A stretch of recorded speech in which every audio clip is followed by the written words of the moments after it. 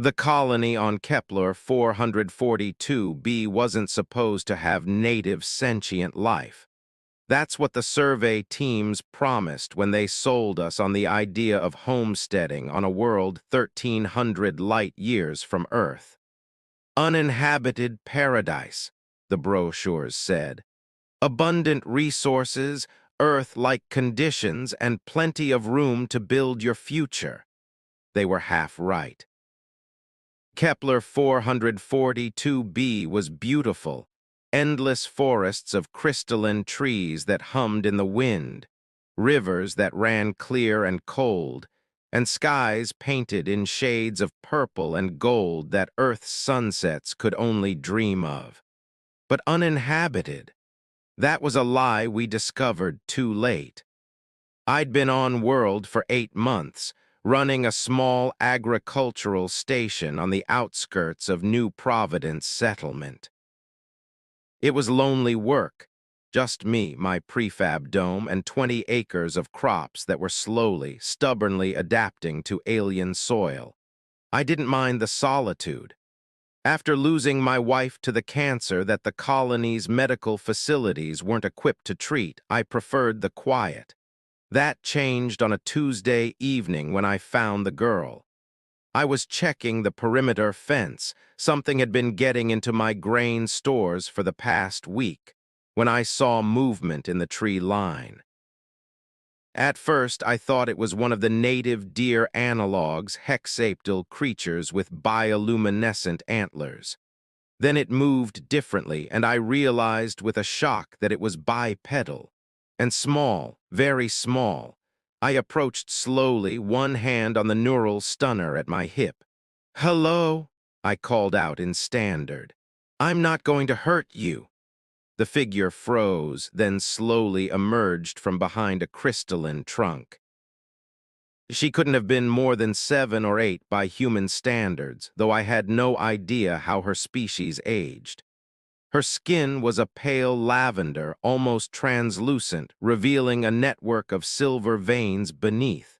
Her hair, if you could call it that, was made of fine, fiber optic-like strands that shifted from white to soft pink.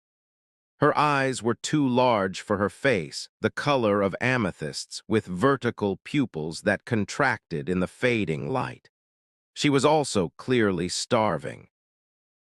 Her ribs showed through skin that should have been fuller, and she swayed on legs that looked too weak to hold her. In her small hands, she clutched half a loaf of my bread, the food that had been disappearing from my stores. We stared at each other for a long moment. Then her legs gave out and she collapsed. I caught her before she hit the ground, my stunner forgotten. She weighed almost nothing, and up close I could see she was covered in scratches and what looked like burn marks. She'd been through hell. "Easy," I murmured, carrying her toward my dome. "I've got you, you're safe now." Her eyes fluttered open, focused on my face with obvious fear. She made a sound, a series of melodic chirps and whistles that my translator couldn't parse, no known language in its database. "I don't understand," I said softly, "but I'm not going to hurt you. You're hungry, right? I can help with that." I brought her inside, set her on my couch, and did what any decent human being would do. I fed her. Soup first, warm and easy on what had to be an empty stomach. She ate like she'd never seen food before, her strange eyes never leaving my face, as if she expected me to snatch it away at any moment. After the soup, I gave her bread with butter, then some of the fruit I'd been growing in my greenhouse. She ate until her small belly was distended, then curled up on my couch and fell asleep immediately. I sat in my desk chair and stared at her, my mind racing. An alien child. On a world that was supposed to be uninhabited, speaking a language that wasn't in any human database. She'd been stealing food, which meant she'd been alone long enough to get desperate. Where were her people, her parents? I should have reported her to colony administration immediately. That was protocol. But something stopped me. Maybe the memory of my own daughter who'd been about this age when the war took her mother. Maybe just basic human decency. I decided to wait until morning. She woke before dawn, the soft light from the planet's distant sun just beginning to filter through my dome's windows. I was already up making breakfast when I heard her moving. She watched me from the couch, her fiber-optic hair shifting through colors, pink, white, pale blue. I'd learned to recognize patterns. Blue meant fear. "Good morning," I said gently, holding up a plate of eggs and toast. "Hungry?" She nodded slowly, and I brought the food to her.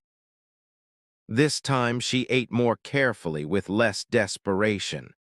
As she ate, I tried my translator again, cycling through every known language in the database. Nothing worked until I tried something unconventional. I let the translator listen to her in learning mode, designed for first contact situations. After an hour of her soft chirps and whistles, patterns began to emerge. "Safe," the translator finally rendered, though the voice was choppy. "You, safe, thank you." I felt a surge of triumph. "You're welcome, I'm Marcus. What's your name?" Her next sounds came through as Sky Singer, though I suspected that was an approximation. "Sky Singer," I repeated. "Beautiful name. Where are your parents, your family?" Her colors shifted, gray now, which I was learning meant sadness. "Gone, hunters came, fire from sky, running, running, mama said hide, I hide, long time alone." My blood ran cold. Hunters, fire from sky.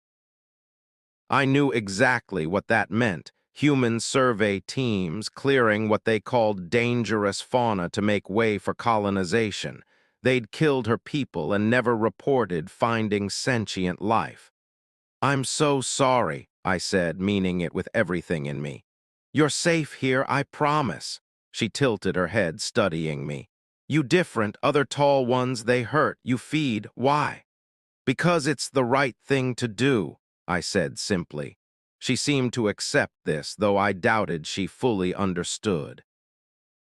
Over the next 3 days, she stayed with me. I fed her, gave her a bed, let her explore my dome and greenhouse. She was fascinated by everything, my books, my music, the way human technology worked. She was also smart, incredibly smart. By day 3, she was forming complete sentences through the translator, asking questions about Earth, about why I lived alone, about the crops I grew. "You miss your family," she observed one evening, watching me look at a photo of my wife and daughter. "Every day," I admitted. "Me too." She climbed into my lap, something she'd started doing when she was sad or scared. "But you make missing hurt less. Thank you, Marcus." I held her, this small alien child who'd survived genocide and starvation, and felt my heart crack open. "You can stay as long as you need to, Sky Singer, I promise." That was my first mistake. My second was not anticipating what would happen next. On the 4th night, I woke to a sound I'd never heard before, a low, thrumming vibration that seemed to resonate in my bones. Sky Singer sat bolt upright in her bed, her hair blazing white. "Mama," she whispered, her colors cycling rapidly through every shade I'd seen.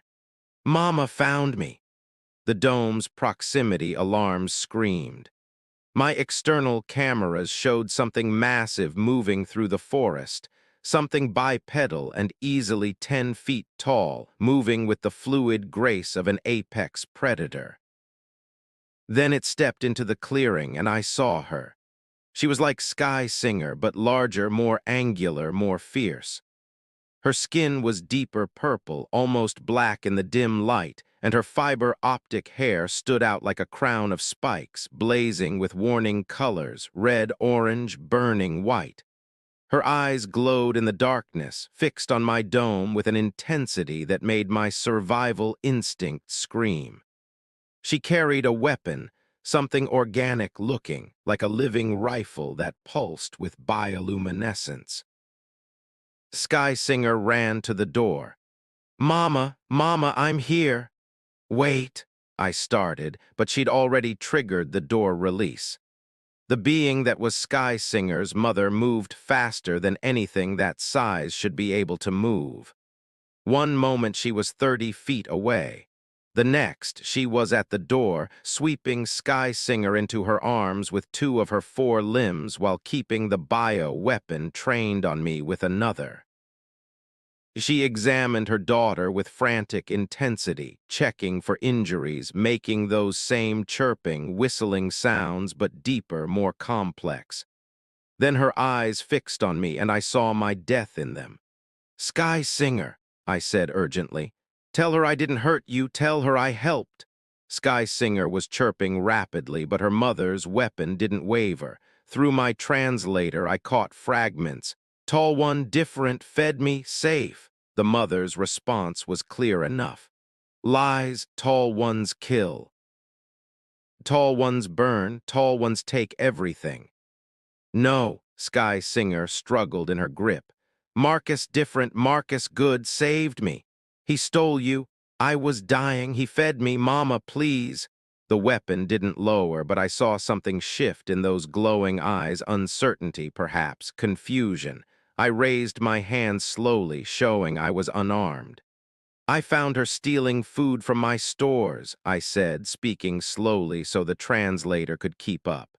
She was starving. I brought her inside and fed her.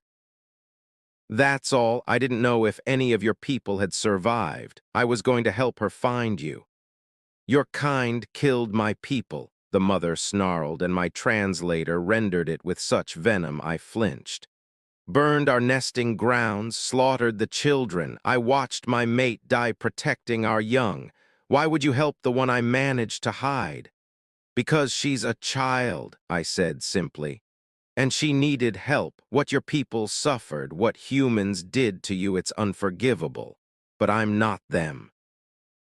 I didn't know if I had, I would have. I stopped. What would I have done? Stood against my own species? Maybe. For a child, I'd like to think I would have. Mama, look! Sky Singer wriggled free and ran to my desk, grabbing the photo I kept there. His young one's gone too. He understands missing. He understands loss. He fed me even though his kind killed ours. That means something. The mother looked at the photo, then at me, then at her daughter. The weapon slowly lowered. You protected her, she said, and it wasn't quite a question. Yes. Fed her. Yes. Kept her safe when you could have turned her over to your authorities for study, for dissection, for whatever horrors your kind would inflict. The thought made me sick. I would never, but you could have. She moved closer, and I forced myself not to back away. Your colony administration would reward you for such a discovery. You could claim ignorance of our sentience. You had every selfish reason to exploit her, and you chose not to. Why? Because she reminded me of my daughter, I said honestly. Because she was scared and hungry and alone. Because I'm tired of death and loss and cruelty. Because sometimes the only way to fight the darkness is to light one small candle. The mother made a sound I couldn't interpret. Then slowly, deliberately, she set down her weapon. I am Void Walker, she said. I am the last warrior of the crystalline chorus, the people who sang this world into beauty before your kind came and silenced us. I am mother to Sky Singer, widow to Star Caller, and I carry the deaths of 300 souls in my heart. I'm Marcus Webb, I replied. Father to Emma, husband to Sarah, both gone, farmer because I don't know what else to be anymore. We looked at each other across the vast gulf of species, tragedy, and history. Your people will come for me, Void Walker said quietly. When they learn I live, they will hunt me, they will kill me and take Sky Singer for their laboratories. Not if they don't know you exist, I said. The plan formed as I spoke. The forest is vast, my station is remote. I could bring supplies, food, medicine, whatever you need. No one needs to know. You would betray your own kind. I'd help survivors of genocide, I corrected. There's a difference.